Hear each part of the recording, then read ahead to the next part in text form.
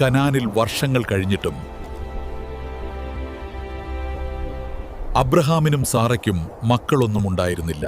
ഹാഗാറിൽ നിന്ന് അബ്രഹാമിന് ഒരു മകൻ ജനിച്ചു. അവൻ ഇഷ്മായേൽ എന്ന് പേരിട്ടു. 13 വർഷങ്ങൾക്ക് ശേഷം ദൈവം അബ്രഹാമിനോട് സംസാരിച്ചു.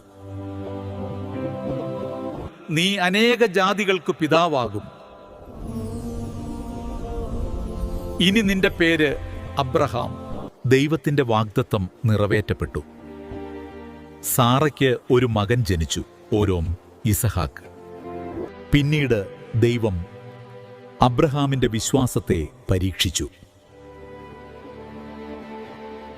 ഇസഹാക്ക് ചോദിച്ചു,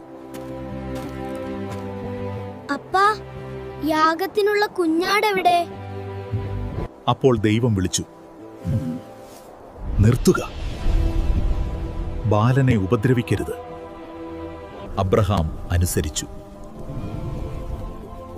അവന്റെ സന്തതികൾ നക്ഷത്രങ്ങളെപ്പോലെ ആയിരിക്കും.